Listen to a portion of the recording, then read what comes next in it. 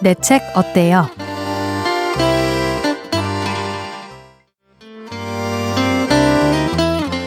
변화가 점점 더 빨라지는 세상에서 삶의 가치관이나 태도 역시 다양하게 분화하고 있습니다.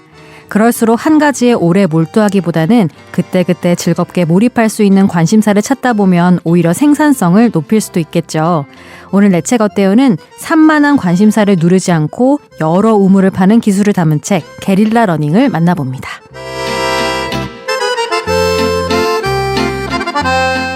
게릴라 러닝은 성공에 대한 강박이나 과정의 고통 없이 다양한 관심사에 즐겁게 몰입할 수 있는 여러 전략과 또 새로운 삶의 방식을 소개하는 책인데요. 이 책 쓰신 이민경 작가님 만나봅니다. 안녕하세요. 네, 안녕하세요. 네, 이민경 작가님 소개를 보니까요. 소개부터가 아주 게릴라더라고요. 작가이자 번역가, 동시통역가, 프랑스 어학원 원장, 페미니스트 활동가, CEO. 빠진 게 있습니까 혹시? 이제 최근에 네. 추가된 곳을 말해도 되나요? 네, 그럼요. 네, 최근에 방앗간을 새로 열었습니다. 어쩌다가 또 방앗간 여시게 된 건가요? 네, 이건 제가 그 책 속에도 좀 나와 있는데요. 네. 그 책 속에 제가 미숫가루에 대한 어떤 열정이 있었는데 네. 그걸 드디어 실현할 때가 됐다. 네, 거기에 그래서 네. 추가가 한 가지 직업이 또 됐다. 네. 우선 저 제일 궁금한 네. 게 이걸 어떻게 다 할 수 있는 건지. 네. 이걸 다 할 수 있는 방법을 찾아가서 쓴 게 이제 게릴라 러닝일 텐데, 네. 제일 뭐라고 해야 될까? 제일 중요하게 제가 이야기 드리고 싶은 건, 저는 그 뒤에 또 이야기가 나오겠지만, 그 산만한 성격을 갖고 있는데, 그 네. 성격은, 세상에서 어떻게 보면 사회적으로 적응하기 좀 어려운 기질이라고들 하잖아요. 네. 그 말이 뭐냐면 사회가 정해놓은 시간성이랑 뭔가 안 맞는 사람이라는 걸 네. 거예요. 한 시간 안에 한 가지 과업을 해야 되는 집중해서 끝내야 된다. 사람인데 집중을 못한다. 이라면은 네. 그 시간성은 좀 다르게 흘러가기 때문에 뭔가 그 기존 사회가 제시하는 그 틀이랑 안 맞는 건데 네. 저는 한 번에 여러 가지를 하는 걸 좋아해서 제 책에 담아낸 건 어떻게 하면 한 번에 여러 가지를 잘 할 수 있을까, 계속 할 수 있을까를 네. 고민했는데 그 중에 가장 그러니까 그 시간에 대한 관점을 전제를 좀 다르게 삼아왔던 것 같아요. 그러면 작가님과 얘기를 나누고 나면 저희도 그 방법을 배울 수가 있는 거죠. 네, 그렇지 않을까요? 이 제목이 게릴라 러닝이잖아요. 네. 게릴라 러닝이 우선 무슨 뜻입니까? 게릴라 러닝은 제가 주로 제가 만든 회사 이름이 게릴라고요. 그 게릴라라는 회사는 학습을 주로 다루고 있습니다. 지금 가장 주요하게 하고 있는 주 사업은 프랑스어 교육 사업인데 네. 그 프랑스어 교육 사업이나 독일어, 스페인어 같이 성인들이 어떤 걸 새롭게 배울 때 유용할 수 있는 프로그램들을 제가 제시를 하고 있는데 그게 교육기관이다, 교육 사업을 하다 보니까 이것이 게릴라 러닝이라는 게 저희 회사가 만들어내는 그 생산물에 대한 얘기일 수도 있고, 네. 혹은 그런 회사를, 교육 회사를 굴려가는 그 경영 방식일 수도 있겠고, 그래서 둘이 좀 유기적으로 연결이 되어 있다고 보는데, 그냥 간단하게 저희 회사 이름을 딴 거기도 하고, 네. 혹은 제가 이런 성질을 갖고 있기 때문에 제 회사 이름이 그렇게 붙은 것이기도 한 것 네. 같아요. 저는 읽으면서 참 배워두면 유용하겠다 싶었던 게 우선 나이가 들면서 집중력이 예전 같지 맞아요. 않다는 걸 느끼고 하나가 있고 또 요즘엔 평생 직장이 없으니까 또 새로운 일을 발굴하는 게 중요하고 이렇게 그럼 책으로 쓰게 된 건 어떤 이유가 있을까요, 작가님? 책으로 쓰게 됐던 건 일단은 이 출판사 대표님이 몇 년 전부터 제가 페미니스트 활동가로 활동을 할 때 출판사를 가지고 있었어요. 제가 출판사를 직접 만들어서 운영을 하면서 활동을 하고 뭐 글도 쓰고 번역도 하고 했는데 그때 이 대표님이 저와 탈코르제 도래한 상상이라는 책의 편집자로 만나셔가지고 저를 되게 흥미롭게 생각하셨어요. 그래서 이 주제로 책을 내달라라고 얘기를 하셨고 그때 당시엔 그냥 일을 벌리는 모습이 신기하다였는데 네. 제가 프랑스어 수업을 지금 진행을 하고 있어요. 그래서 용꼬리반이라는 수업을 진행을 하는데 이게 4달 반 정도 안에 폭발적으로 성인들이 한 번도 프랑스어를 배워보지 않은 상태에서 프랑스어를 제법 하게 되는 이런 커리큘럼을 따르고 있거든요. 그런 학습 방향. 근데 이 학습의 리듬이 제가 사실 그 전에 그 대표님이 신기해 하셨던 이 일을 벌이는 리듬이랑 되게 닮아 있어요. 그러다 보니까 이걸 정리해서 제안을 네. 하면 산만하게 살아간다고 해서 고통받는 사람들이 좀 있거든요. 자신의 산만함을 이제 죽여야 된다거나 네. 아니면 뭔가 잘못된 사람 같아서 자책을 하거나 하는 사람들에게 조금 도움이 될 수 있는 어떤 기술일 수 있겠다 생각해서 그리고 그 수강생, 그 프랑스어를 배우는 성인들이 제법 성과가 나니까 그냥 이게 나의 성향을 담은 에세이보다는 이렇게 하면 정말로 어떤 성과가 날 수 있다라는 걸 좀 얘기할 수 있게 된 지점이 된 것 같아서 네. 올해 제가 책 써보겠다고 연락을 드렸어요, 먼저. 근데 저는 어느 정도의 산만함인지 궁금하긴 한 게 요즘 방송에서도 그렇고 네, 맞아요. 성인 ADHD라는 단어를 많이 쓰잖아요. 네네네. 근데 작가님께서는 이 책에서 이 용어를 안 쓰겠다라고 말씀을 네. 하셔서 어느 정도의 산만함을 의미하는 걸까? 이것도 좀 궁금했어요. 제가 그 심리 검사를 하면 이 충동성이라는 항목이 있는데 그 100이 나왔어요. 100점 만점인 0에서 100까지 거죠. 중에. 네. 그래서 저는 그냥 저대로 생긴 대로 살았는데 이게 100인 게 신기한 거구나. 네. 라고 생각할 정도로 충동성이 되게 높게 나왔는데 그래서 옛날에 뭐 문제를 일으켰던 거는 예를 들면 유럽 여행을 다닐 때 기차나 비행기 시간 놓치는 게 너무 빈번하다든지. 몇 살 때예요? 그게 20몇 살이에요. 24~25살인데 길거리에 뭔가 구경할 게 있어서 잊어버리는 거예요. 제가 기차를 타려면 이 정도 시간을 네. 들여서 출발해야 된다는 사실 같은 게 카운트가 잘 안 됐던 건데 그 옛날에 그런 문제가 많았죠. 그러니까 그런 걸 보면 확실히 뭔가 산만해서 저렇게 정신이 빠져 있다 뭐 이런 평을 들었죠. 근데 같이 가는 친구가 없으면은 사실 그렇게 해도 네. 뭐 내 돈 쓰는 그렇죠, 거니까 그렇죠. 상관은 없는 건데 주변 사람들이나 환경의 그렇죠, 영향도 그렇죠. 좀 중요할 것 같은데. 주변 사람이 이제 고통을 당한 적도 있었고. 이걸 들으시면 정말 공감하는 분들이 저는 계시지 많을 않을까 것 같은데 그럼 게릴라 러닝 하게 됐을 때 어떤 부분이 좋고 어떤 게 변화할 수 있는지도 궁금해요. 저의 수업을 듣는 학생들이나 아니면 저랑 일을 같이 하는 직원들은 새로울 거 아니에요. 이 접근법이. 그때 제일 많이 얘기하는 단어는 아마 해방감인 것 같아요. 왜냐하면 나는 이것도 하고 싶고 저것도 하고 싶고 내지는 내가 할 수 있을 거라고 여겨지는 요 일자리의 그 반경이 나한테 잘 안 맞아요. 네.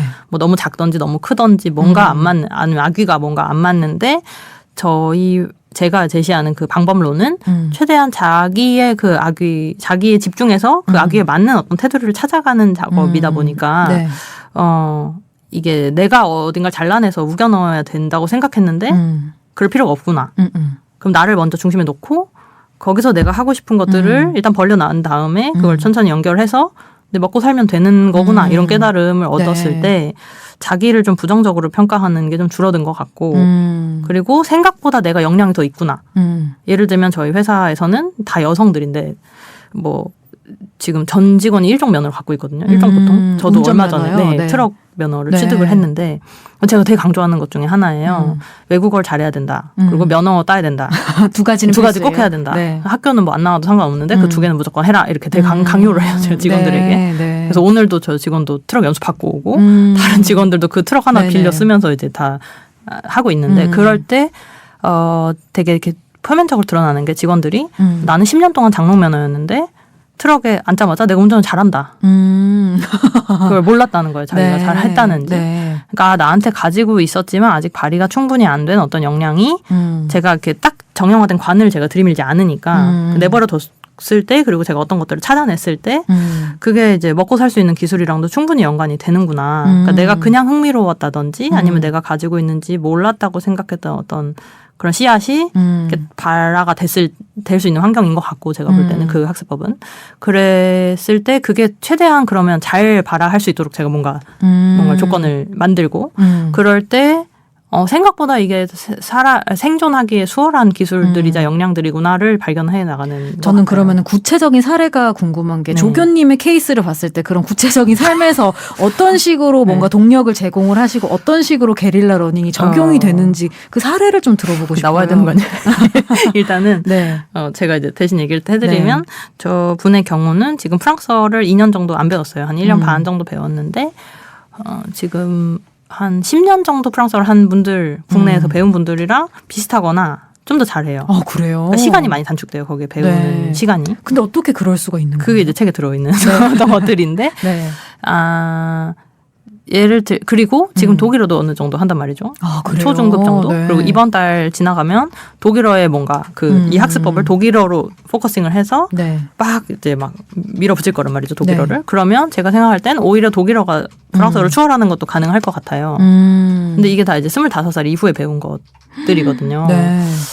그런 부분들 말하자면 외국어가 제일 뚜렷한 성과를 보여줄 수 있는 지표 같아요. 외국어만 놓고 봤을 때 우리가 보통 학원에 딱 가면은 네. 문법을 배우고 단어를 외우고 아니면 뭐 거기에 추가적으로 좀 실력이 다져지면 그쵸. 회화 수업을 듣고 네. 이런 식으로 이루어지는데 작가님의 이 학원에서는 어떤 식으로 이루어지는 거예요? 처음 배우는 분들이 이제 안 그래도 며칠 전에 개강을 했는데 네. 그분들이 모여서 이제 제가 불어로 먼저 시작해요, 인사를. 그 불어로 해요, 계속. 불어를 얘기를. 생전 처음 들어도요? 그렇지만 이 갤러 러닝의 중요한 부분 중에 몇 가지가 있을 텐데 하나는 정해진 순서가 우리 시간을 좀 방해하는 것 같아요. 예를 들면 방금 말씀하신 대로 문법을 먼저 네. 배우면 저는 오히려 이 언어를 들어본 적도 없는데 여기 내재된 그 규칙을 알아서 뭐 할 것이냐. 규칙은 이 말을 좀 어느 정도 쓰고 나서 이제 정리를 해주면 훨씬 더 효율이 극대화될 때도 오겠지만 첫날부터 규칙을 알려줘봤자 그걸 구사 행위할 수 있을까 과연. 그래서 저는 아니라고 생각하는 네, 거죠. 네. 그래서 불어를 해요. 들려줘요. 그러면 많은 학생들은 당황하지만 근데 상황상 제가 인사를 하는 거예요. 무슨 말을 하던 대충 그냥 첫날이고 오늘 대충 뭐 느낌으로. 반갑다 뭐 이런 얘기를 네. 하겠죠. 뭐 다른 얘기를 하지 않거든요.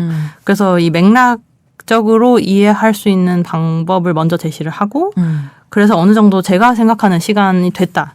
이 사람들이 내 말을 어느 정도 분별할 수 있다라고 생각할 때 이제 나중에 문법을 가르치거든요. 그래서 저희 조교도 1년 정도 공부를 해서 이미 어느 정도 다 뭐 일기도 쓰고 블로그도 쓸 수 있을 쯤에 제가 하루 문법을 가르쳤어요. 네. 그랬더니 내가 여태까지 쓰고 있는 좀 헷갈렸던 부분들이 이거군요 하면서 정리가 이제 쫙 된 거죠. 네. 근데 우리도 한국어 문법을 중1쯤에 배우잖아요. 그 국어 시간에. 그렇죠. 그쯤 됐을 때 제가 가르치는 거죠. 어떻게 보면 실생활에서 많이 쓴 다음에 정리하는 그렇죠, 정도로만 문법을 쓰는 거군요. 네. 왜냐하면 문법도 법이니까 우리가 생활에 그냥 살아갈 때 법을 따로 공부하고 싶다는 필요를 느낄 때는 아주 가끔 있거든요. 뭐 개인적인 궁금증. 네. 예를 들면 언어학도가 내가 되고 싶다 할 때는 궁금하겠죠, 개인적으로. 네. 내지는 내가 어떤 트러블을 얻게 됐을 때 그럴 때는 뭐 이제 법전을 뭐 참조하거나 아니면 법률 전문가에게 자문을 구할 수도 있겠지만 내가 세상을 살아갈 때 처음부터 법전에 의지하지 않잖아요. 그냥 삶은 그냥 그렇죠. 이루어지게 이 문화라는 게 다 어떤 행동 양식 코드라고 할 때 그게 어떤 법들이거든요. 우리가 행동 양식을 공유한다고 할 때. 근데 문화를 경험할 때 법전으로 공부한 사람은 없어요. 네. 그냥 문화를 일단 살고 나다 보면 이게 이렇게 정형화된 어떤 코드화로 부호화돼서 문서화되어 있는 문서를 참조했을 때 더 편리할 때도 있고. 근데 대체로는 제가 볼 때 언어 학습에서는 그 문서부터 참조해서는 결코 그 행위가 이루어지지 않는다고 네. 생각해가지고. 그러면은 시간을 쓰는 것도 저는 궁금한데 네. 책을 읽어보니까 출석도 거의 뭐 자율인 네, 것 네. 같더라고요. 그렇죠. 그런데도 그렇게 짧은 시간 안에 어떻게 외국어 늘 수 있는지도 궁금하더라고요. 일단은 4.5개월 정도의 커리큘럼을 제가 만들었는데 저는 뭐 물론 개인차가 있지만 제가 중요하게 생각한 부분, 강조한 부분은 한국 사회에서 제가 프랑스어를 배운 지도 오래됐고 과외 수업 같은 걸 한 지도 오래됐는데요. 보통 한국에서 특히 여성들이 많이 배워요, 프랑스어를. 그러면 스스로한테 불가능한 과제를 주는데 뭐냐면 이렇게 바쁜 세상에서 뭐 예를 들면 내가 뭐 라디오에서 일을 하는데 조금 시간 쪼개서 프랑스어를 듣고 싶다. 그럼 바쁘단 말이죠. 그러면 까먹어요. 내가 프랑스어 수업을 등록했다는 사실도. 그러면 첫날 나갔죠. 두 번째 주 나갔죠. 하다가 결석하거든요. 근데 그러면 갑자기 네. 내가 무슨 프랑스어를 하면서 그래. 안 나가요. 잘못된 선택이었어. 그러니까요. 네. 그리고 다시 하고 싶어져요. 만약에 광고를 보고. 그러면 하면 될 텐데 난 저번 달에도 못 나갔어. 맞아요. 돈 내가 날렸어. 돈 날렸으니까 나는 근데 그게 약간 처벌처럼 나는 그런 거 배울 자격이 없어. 약간 여기까지 가요. 자괴감이 생겨요. 일이나 똑바로 하자. 그러니까요. 네. 그래서 제대로 할 거 아니면 안 해야지. 이렇게 생각하는 게 저는 오히려 극단적인 뷰라고 보는 건데 그래서 그런 생각을 못하게 많이 하는데 시간을 많이 쓰는 것 같아요. 왜냐하면 그렇게 주저주저 해서 몇 년이 가요. 그래서 저한테 상담 오시는 분들 중에 제가 방금 말한 방식으로 생각하셔서 한 10년 넘게 근데 미련이 또 있는 거예요. 계속 한 번쯤 배워보고 싶은데 네. 언제쯤 완벽하게 깔끔하게 시간이 날까. 근데 그런 시간은 안 나거든요. 영원히 사실. 안 나는 나죠. 거죠, 사실은. 네. 무조건 4~5개월을 배워도 한 주는 결석하게 돼 있고 두 주는 결석하게 돼 있는데 이게 깔끔한 시간을 기다리다 보면 절대로 그게 안 되니까 제 기질이 도움이 됐던 건 제가 산만하니까 분명히 누락되고 실수가 나거든요. 네. 근데 저는 그게 아무렇지 않은 거죠. 항상 그렇게 살았으니까. 네. 그래서 저는 점점 이렇게 살아오면서 총합이 좋으면 되는구나 라는 걸 터득했고 네. 학생들한테도 제가 그렇게 깔끔하게 살 수가 없으니까 뭔가 아무튼 너저분하게 뭐가 시작되고 중간이고 끝맺고 하는 정신없는 상태로 사니까 그냥 언어를 시작을 해라. 그래서 오염을 두려워하지 말고 그냥 일단 시작하고 그리고 중간에 그냥 빠져라. 오지 마라. 그냥 바쁘면 첫 달이나 열심히 듣고 네. 왜냐하면 초심자들의 열정이 있어서 다들 첫 달에는 자기가 다른 사람이 됐을 거라 생각해요. 근데 자기는 그냥 바쁜 사람이거든요. 1월 1일에 달라질 거야. 네. 뭐 이렇게 해서 1월에 수업을 듣느라 하다가 포기하고 근데 또 자기도 은근히 그걸 알고 있어요. 자기가 포기하게 될 거라는 걸. 그러니까 스스로 속아주는 거예요. 자기한테. 네. 근데 그 좀 비현실적인 기대를 서로 돈을 내는 나와 배우러 가는 나 사이에 뭔가 은근히 속아주는 그런. 그 완벽주의인 거 아닌가요? 그렇죠. 요약하면? 그렇죠. 그런데 저는 그걸 적극적으로 반대하면서 그냥 중간에 나갔다 와라. 대신에 제가 날짜를 정해줘요. 한 4월쯤에는 오세요. 4월 초쯤엔. 네. 그리고 5월 초부터 2주는 사이를 꼭 비워주세요. 그렇게 얘기를 해요. 네. 그때 좀 열심히 해라. 그러면 학생들이 1월에 대충 다니다가 이제 힘이 좀 빠지면 모른 척 하다가 근데 기억이 나는 거예요. 4월엔 돌아와라. 슬금슬금 돌아와요. 그래서 한 달 정도 다시 따라잡으려고 나름 노력을 해보면 따라잡을 제가 또 수가 있어요? 그렇죠. 제가 따라잡게 해주죠. 어차피 늦은 중간에 비워져 있을 걸 아니까 제가 네. 4월에 중요한 것들을 많이 알려주면 5월에 지금 딱 그 제가 특훈반이라고 부르는 어떤 몰입하는 시간이 이제 있거든요. 네. 이제 그때 피날레가 5월 12일인데 그때부터 2주 동안 이제 매일 달리는 시간이에요. 매일 1시간씩 프랑스어를 하는데 그때는 다 출석을 시켜요. 되도록. 네. 뭐 그 역시도 학원이니까 자율이지만 그냥 어쨌든 그때 참석하세요 하면 다들 이때만 믿고 있거든요. 그래서 벼락치기 해서 늘어나는 거예요. 근데 그 벼락치기가 뭔가 시험 답안을 막 달달 암기하고 시험장 나오면 까먹는다기보다는 약간 그 바디 프로필 찍기 전에 운동 열심히 하듯이 막 수분 빼는 그 뭐 시기가 근육을 있듯이. 막 늘리듯이 네네. 그럼 그때 늘린 근육량이 뭐 좀 가거든요. 어쨌든 그때 그래도 운동을 해놨기 때문에 네. 평소에 돌아가도 이전이랑 약간 달라질 수 있으니까 그리고 실제로 자기가 성실히 프랑스어를 해도 시험을 접수해 놓으면 원래 그렇게 움직여요. 처음에 좀 하려다가 약간 모른 척 하다가 그래도 시험 봐야지 하고서 막판에 벼락치기해서 시험을 붙게 되거든요. 보통. 그래서 저는 완벽하게 계속 꾸준하고 일정하게 공부하는 게 왕도다라고 생각하는데 좀 반대하는 것 같고 그게 좀 비현실적인 기대이며 네. 학습을 오히려 막지 않는가. 그래서 새로운 학습을 하는데도 내가 4개월 내내 완벽한 출석률을 자랑할 수 있을까? 이게 자신이 없어서 그냥 안 네. 배워야지 이렇게 네. 생각하는 경우가 많아요. 저는 너무 공감이 가는 게 제가 대학생 때 1시간짜리 수업이면 뭐 30분 지각을 했으면 사실은 그때라도 가서 그렇죠, 나머지 그렇죠. 30분을 듣는 게 훨씬 더 효과적인 교육 방식인데 30분 늦었기 때문에 아예 가요. 안 가기로 선택하는 맞아요. 사실 그거는 제 손에 있는 거잖아요. 맞아요. 어떻게 보면 그래서 저는 이 완벽주의나 강박 맞아요. 또 죄책감 이런 거를 더는 게 이 게릴라 러닝의 맞아요. 시작이겠다 이런 그런 것 생각도 같아요. 드네요. 네. 그럼 태도 자체를 바꾸는 게 제일 우선이겠네요. 그래서 제가 뭐 전문적으로 어쨌든 통번역대학원에 좋은 선생님들한테서 수업도 받고 석사도 하기도 있고 뭐 프랑스어도 잘 하고 뭐 그런 것도 있겠지만 그러니까 그걸 무시할 수는 없겠지만 프랑스어를 가르친다고 했을 때 한국인 성인 여성들이 이게 되게 사치처럼 느껴져요. 프랑스어라는 걸 내가 해도 될까? 영어도 못하는데. 네. 뭔가 당위가 엄청 많고 내 욕망이 이끌어지는 대로 한번 가보고 싶은데 이게 너무 뭐랄까 스스로를 올가매는 변명들이 많고 또 다른 아니면 감정도 의무가 많고. 되는 것 같아요. 또. 맞아요. 그리고 의무처럼 하려니 또 하기 싫고 여러 가지 뭔가 이렇게 고통스러운 감정들이 많이 있는데 아마도 방금 말씀하신 것처럼 완벽주의랄지 죄책감이랄지 좀 감정적인 문제도 학습에 되게 연결이 많이 되어 있는 것 같아서 네. 저는 그런 영역까지 같이 신경 쓰지 않으면 새로운 일을 도전해서 성취해내는데 많은 방해가 될 거다라고 생각하는 것 같습니다. 근데 이게 언어에는 적용이 가능해도 그렇다면 다른 분야, 삶의 다른 분야에도 또 적용할 수 있나 이것도 궁금하네요. 저는 그걸 제 스스로는 매출에 적용하는 것 같아요. 매출이요? 숫자화되니까 이제 언어는 점수가 나오잖아요. 네. 근데 일이라는 영역에서는 이제 돈이 따라오잖아요. 네. 그 점수처럼. 그래서 그 매출이 늘어나는가를 스스로 좀 측정을 해보고 있는 것 같아요. 그러면은 개인의 삶에 있어서 어떤 건 잘 안 되는 것도 있고 잘 되는 것도 있을 텐데 총합은 그럼 괜찮으신 저요? 그런 건가요? 네, 그리고 저는 좀 뭐랄까 그건 쉬운 것 같아요. 왜냐면 지금 잘 안 됐잖아요. 그럼 또 하면 돼요. 될 때까지. 근데 그렇게 했을 때 계속 돈을 잃어갈 거라는 그런 두려움도 있잖아요, 사람이. 그런데 그건 말하자면 프랑스어를 마치 이건 프랑스어를 계속 공부를 했는데 하나도 못 알아들으면 어떡하지? 이런 공포와 좀 비슷할 수도 있을 것 같아요. 네. 그러니까 예를 들면 제가 지금 방앗간을 열었다고 했잖아요. 생각보다 그러니까 제가 뭘 생각하고 한 건 아닌데 뭐 예를 들면 옆집 떡집보다 매출이 부진할 수는 있는데 거기서 어떤 방식으로 활로를 찾으면 어떻게든 찾을 수 있거든요. 사실 그 공간이 있죠. 몇 평짜리 공간이 있고 거기를 어떻게 활용하는가에 따라서 말하자면 월세 정도를 낼 수 있으면 되는 거고 그리고 월세를 방앗간으로 도저히 못 낼 정도다라고 했을 때는 그러면 하고 있는 다른 업에서 어떤 방식으로 예를 들면 제가 쉽게 말하면 만약에 내가 방앗간을 했는데 매출이 나오지 않는다 하면 제 시간이 있잖아요. 그럼 남의 집 청소 알바라도 해서 월세를 대면 빚을 지지 않으면 된다. 뭐 이런 정도의 어떤 아니면 빚이 나오면 대출이 나오면 대출로 1년 정도를 벌어서 1년 안에 그럼 해결을 해보겠다.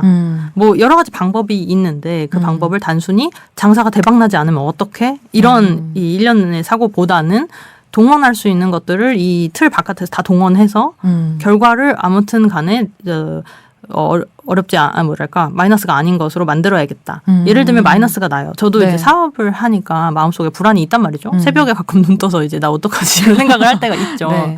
그래서 내가 겪을 수 있는 최악이 뭘까 하면 빚을 많이 지는 걸 거고 돈을 못 버는 걸 텐데 그럼 파산을 해야겠다. 그럼 파산하면 뭐 이런 절차가 있거든요. 그렇죠. 그럼 파산한 사람이 되는 거예요. 그럼 그때부터 다시 뭔가를 하면 되겠죠. 어떻게 보면은 게릴라 러닝에서 제일 중요한 거는 결단력과 용기가 아닐까 이런 생각도 좀 들긴 드네요. 같아요. 프랑스어를 배우는 게 제가 제안하고 싶었던 이 제가 페미니즘 활동을 했었으니까 여성들한테 되게 쉽게 도전하라고 할 수 있는 것 중에 하나가 프랑스어를 배우는 거라.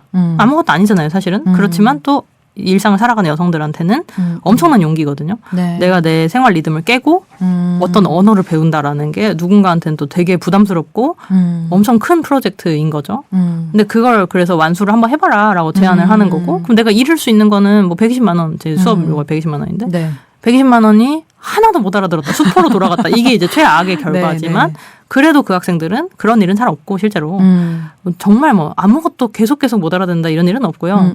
그리고 생각보다 내가 불어를 잘 못해도 재밌었다 이렇게 되거든요. 그 시간 동안 뭔가는 배운 것 같다. 아무튼 감정적으로 뭐라도 남은 건 같다라는 생각이 들면 뭐 그렇게 마이너스는 아니고 근데 여기서 이제 내가 만약에 엄청 잘 활용할 수 있다면 뭐 자격증도 따고 해외도 나가고 뭐 이걸로 뭐 여러 가지 방법이 있겠지만 정말 손해볼 게 하나도 없네요. 딱히 손해는 아니라고 생각하고 저는 제가 일으키는 사업에서도 비슷한 것 같아요. 예를 들면 제가 이전에 무인 아이스크림점을 운영했었는데 그거는 접으셨나요? 네, 접었어요. 팔았어요. 근데 그게 이제 방앗간으로 가고 싶어서 내가 할 수 있는 식품과 관련된 일 중에 제일 싸고 제일 쉽게 유통할 수 있는 게 뭘까 했을 때 그때 당시 무인 아이스크림점이 유행이기도 했고 아이스크림 500원이잖아요.